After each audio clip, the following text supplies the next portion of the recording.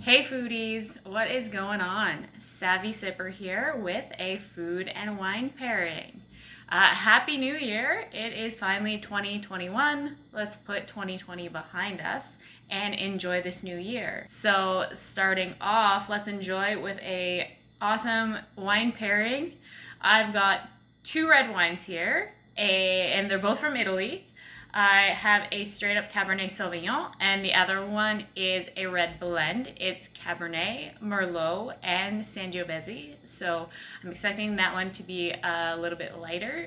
I chose just classic, cheese with red wine and some chocolate with red wine. I'm interested to see if I like the heavier Cab Sauv or the lighter red blend better with the cheese and or chocolate. Because Cabernet Sauvignon, if you don't know, tends to be a little bit on the fuller bodied side, whereas the red blend, because the Merlot and the Sangiovese that are with the Cabernet, they're gonna make that a little bit on the lighter side. So when we're talking heavy and light, we're talking about body. This is gonna be a great content creator for me this year. I got this for Christmas. Awesome book, awesome gift. It's the Wine Folly, Master's Guide to Wine. I can't wait to get even more into this and to share a lot of the content with you guys. So, not only can we enjoy lots of food and wine pairings and probably like travel and lots of different things together, but all based on food and drinks of any sort, not just wine. But this book is gonna, I think, educate us quite a bit. What I wanted to share with you guys was the analogy that they put in here, and I think it's really awesome. I think it speaks to what body, how to describe body really well. Imagine light versus full body in wine, similar to the difference between skim and whole milk. So as you know, skim milk tends to taste much lighter because there's so much less fat in there. It's not going to fill your mouth like whole milk. Similar to like a full-bodied red Cabernet Sauvignon or like a Zinfandel, it just fills your mouth and like coats it. It's delicious, but sometimes you just don't want that full-bodied heaviness, so you go with something a little bit more lighter, skim milk-ish, but way better in wine. It's just light and easy drink. I'm gonna try the light one first, actually. The light one, it is Tenuta Frescobaldi.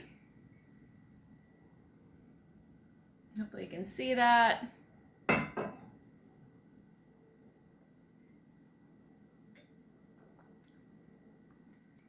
I would go say that to me tastes very red berry forward, a hint of vanilla, definitely some spice in there.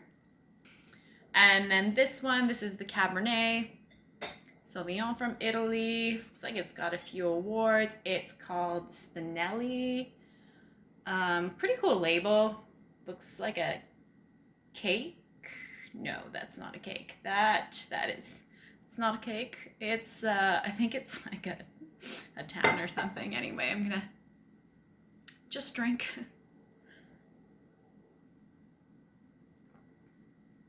It's really tasty too. I actually find this one a little bit smoother, but it is definitely heavier. A bit of plum is what I'm getting.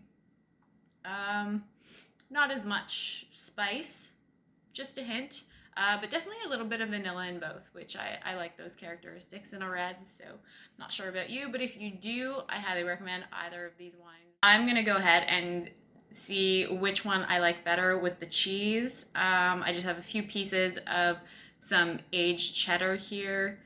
Stands up to a red wine because it's pretty strong itself. The whole point of wine pairings is not to overpower one with the other, and the aged cheddar definitely won't overpower the wine. The wine won't overpower the cheese either.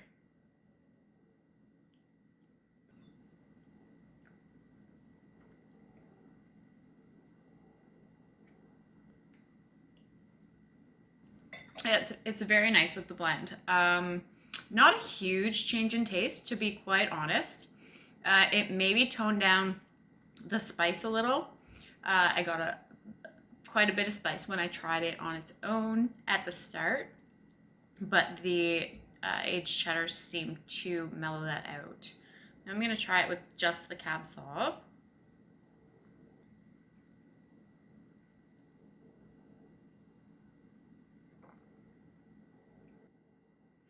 Oh, that's pretty good. So I think I liked it better with the Cab Sauv. Brought out the flavors a little bit more. It actually made it a little bit more full-bodied for me.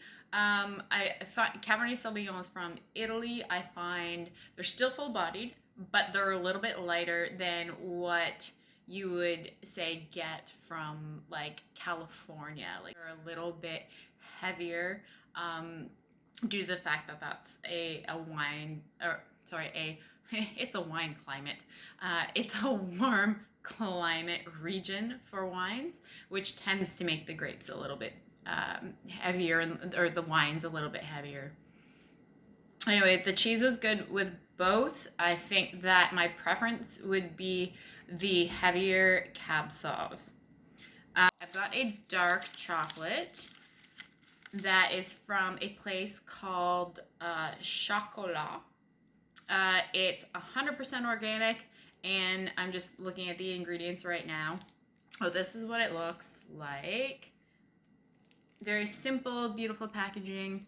And the ingredients are just cocoa beans and raw cane sugar. So that's pretty awesome. The less ingredients in your products, usually the better. And it's always nice when you can pronounce the ingredients. And I love dark chocolate. Like, honestly, the darker, the better. I love the bitterness in dark chocolate. So, oh, it's such like, oh, really, it's very nice looking chocolate.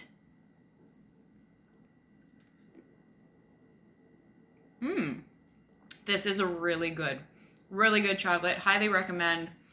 If you see this stuff out, get some.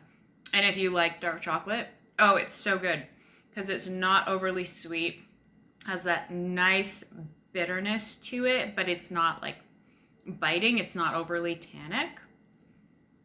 It's got such a nice richness to it. I'm gonna leave it to the end because I know that the other chocolate that I have, the Ferrero Rocher, which is delicious, it's gonna be a bit lighter because I had it left over from the holidays. And yeah, who doesn't love Ferrero Rocher? So I'm gonna try this and try it with the light red first.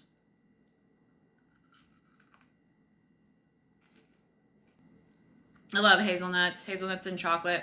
I'm not huge on milk chocolate, but the Ferrero Rochers are really tasty. I think it's because of the hazelnut for sure.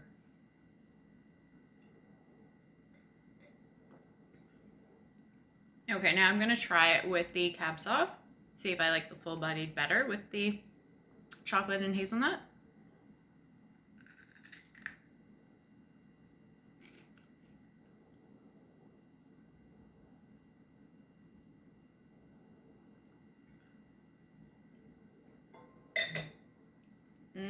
No.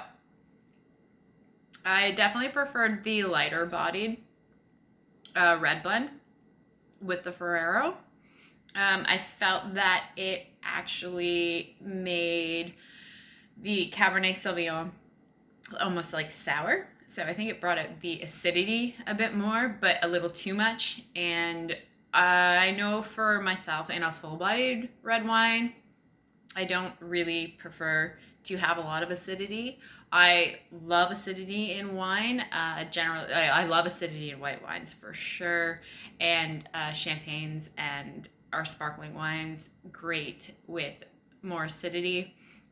Lighter reds are a little bit better with acidity. The heavier reds, not so much. So my vote for the Ferrero Rocher goes to the lighter red. So last but not least, I get to try this delicious chocolate again with you guys, and I'm gonna try it with the reds. It's so good. I don't think I can say that enough. It's really good quality chocolate.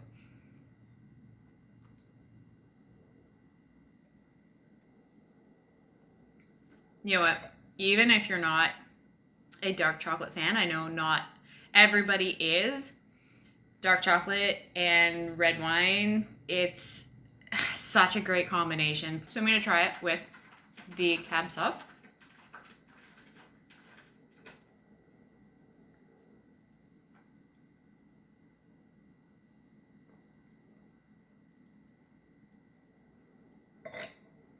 That was also really good. So I don't know if I really have a preference for this round. They're both extremely good with this chocolate. It was definitely my favorite of the three foods with both of the wines. So just to recap, with the aged cheddar cheese, definitely a Cabernet Sauvignon, a heavier red wine is what you're gonna want to go with. Now this is my palate and this is my opinion, so you don't necessarily have to agree, but just, you know, for the video's sake, these are my recommendations. So yeah, the Ferrero Rocher was definitely nicer with the red blend, which was a little bit of a lighter bodied red. And then lastly, the dark chocolate, I think just like my number one recommendation is to go out and try this chocolate. You don't have to get it as dark as what I have here. The chocolate is such great quality, and I think that it would honestly go with any red wine. So yeah, just try the chocolate, get some red for yourself, and have yourself a really enjoyable evening. So that being said, I think I'm gonna wrap it up here. Please like this video, share, subscribe, comment to let me know what you want to see, and I will see you in the next video. Cheers, foodies.